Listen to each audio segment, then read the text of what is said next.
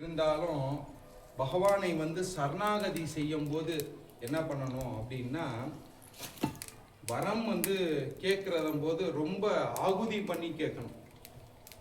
வரத்தை கேட்கறது சாமானியமா கேட்கக்கூடாது.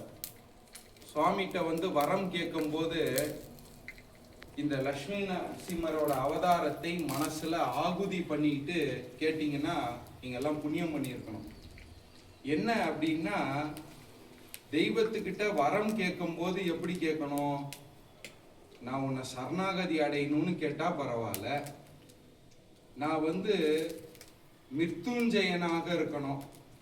யார் அது? மிருத்யுஞ்சயன் அப்படியாக இருக்கணும் அப்படின்னு வரம் கேட்டதுல ராவணன் அந்த மாதிரி கேட்டான். அதே மாதிரி இந்த இரண்யகசுபு என்ன பண்ணாருன்னா, நான் மிருத்யுஞ்சயனாக இருக்கணும்னு வரம் கேட்டான். மிருத்யுஞ்சயனாக வரம் வேணும்னு கேட்டா அப்படி யாரும் இருக்க முடியாது. மனித வாழ்க்கையில பிறப்புன்னு ஒண்ணு இருந்தா இறப்பு இருக்கும். அப்ப மிருத்யுஞ்சயனாக இருக்கணும் அப்படின்னு வரம் கேட்கும் பட்சத்துல அந்த மாதிரி இருக்க முடியாது. ஆனா எப்படி வதமாகணும்னு வேணா நீ கேட்டுக்க, ஆப்ஷன்ஸ் தரேன் உனக்கு. அப்ப என்ன பண்ணார் அப்படின்னா, எனக்கு பகல்ல இருக்கக்கூடாது, இரவு இருக்கக்கூடாது, எந்த விதமான மிருகத்தினாலையும் எனக்கு வதமாக கூடாது, நஞ்சு கொடுத்து விஷம் அறிந்து இருக்கக்கூடாது, எந்த ஒரு ஆயுதத்தினால ஆகக்கூடாது, தேவர்களாக முனிவர்களாக ரிஷிகளாக தெய்வமே சொரூபமாக இருந்து இப்படிலாம் நான் வதமாக கூடாது. அப்ப எப்படி நான் இருக்கணும் அப்படின்னா, எல்லா விதமான அனுக்கிரகங்களும் பெற்றுக்கணும், என்னை யாரும் அழிக்க முடியாம இருக்கணும் அப்படின்னு அவன் வேண்டிக்கிட்டான். அதன்படியே வரம் அளிக்கப்பட்டது. ஆனா அத தப்பான முறையில என்ன பண்ணான்னா, இந்திரனை ஆட்கொண்டான். எல்லா விதமான தேவர்களை கழுவு செய்து தன்னை ஒரு ஆளுமை தன்மையில இருக்கணும், நான் தான் தெய்வம்னு அவனே அவனை நியமிச்சுக்கிட்டான். தெய்வ ரீதியான கோவில்கள்ல இருக்கக்கூடிய விக்கிரகத்தெல்லாம் அடிச்சு உடைச்சு என்னோட விக்கிரகத்தை வைத்து நீங்க பூஜிக்கணும், எனக்கு உண்டான பூஜை புனஸ்காரங்களை மட்டும்தான் நீங்க பண்ணணும்னு செஞ்சான் இரண்யகசுபு. இதெல்லாம் பார்த்த தேவர்கள் முனிவர்கள் ரிஷிகள்லாம் போய் விஷ்ணுட்ட முறையிடும் போது, இதுக்கான காலம் வரும், அப்ப நான் இதை செய்யறேன் அப்படின்ட்டு போயிட்டாரு. இந்த இரண்யகசுபுக்குன்னு ஒரு புத்திரன் இருப்பான் இல்லையா, அது யார் அப்படின்னா தெரியுமா உங்களுக்குலாம்? பிரகல்நாதன். பிரகல்நாதன் என்ன பண்ணான்னா, பிறக்கும் போதே அவன் என்ன பண்ணுவான், என்னதான் அவன் வதம் வைந்தாலும் போய் அவன் குருகுலத்துல போய் தாய் வயிற்றுல கருவுட்டா இருக்கும் போது சொன்ன போதங்கள்லாம் 5 வயதானோனையும் ஆசான்கிட்ட போய் பிரகல்நாதனை சேர்க்கும் போது என்ன ஆச்சுன்னா, ஓ இரண்யாய நமகா அப்படின்னு சொல்லு அப்படின்னோடனே ஓம் நமோ நாராயணாய நமகான்னா. என்னடா இப்படி சொல்ற, லோகத்திலே இரண்யன் தான் எல்லாத்தையும் ஆளு கொண்டு இருக்கிறார், உன் தந்தை, நீ இப்படி சொல்லலாமான்னு. எனக்கு நாராயணனோட நாமத்தை தவிர வேற எதுவும் தெரியாது, நீங்களும் அப்படிதான் இருக்கணும். ஓம் நமோ நாராயணா வெங்கடேசா கோவிந்தா வாசுதேவா புருஷோத்தமா பரசுராமா அநாதரட்சகா கிருஷ்ணா ராமா அப்படின்னு சொல்லிட்டாலே போதும். அவருக்கு சொல்ல வேண்டிய நாமதயங்கள்லாம் சொல்லணும், ஆராதனைகள் சொல்லணும், இதெல்லாம் சொல்லணும்னு அவசியம் கிடையாது. பகவானை அவரோட நாமத்தை சொல்லி சொன்னாலே போதும், அவர் வசீகரம் ஆயிடுவார். உள்ளன்போட வசீகரம் செய்யணும். அப்படி பிரகல்நாதன் அனுஷ்டிச்சு கோவிந்தான்னு சொன்ன உடனே தன்னோட தந்தைகிட்ட இட்டு போறான். இப்படி சொல்றான் உங்க பிள்ளையாண்டா, என்ன பண்ற, நீ தப்பா சொல்லி தந்திருப்ப. அது எப்படி பைத்த பிள்ளை 5 வயது உள்ள பச்சை பிள்ளை எப்படி சொல்றா கண்ணானோ ஓம் நமோ நாராயணன். உனக்கு யார் ஆசானா, யார் சொல்லிடு? நானே என் ஞானத்துல கத்துக்கிட்டேன். அது எப்படி ஞானத்துல? அப்புறம் அவரை என்ன பண்ணாரு, போய் ஒரு கல்லை கட்டி ஆத்துல கடல்ல தூக்கி போட்டாங்க, மலையிலேருந்து தூக்கி போட்டாங்க. தூக்கி போட்டவன் வரத்துக்கு முன்னாடியே வந்துட்டார். எப்பயுமே பேசும் தெய்வம் பெருமாள்.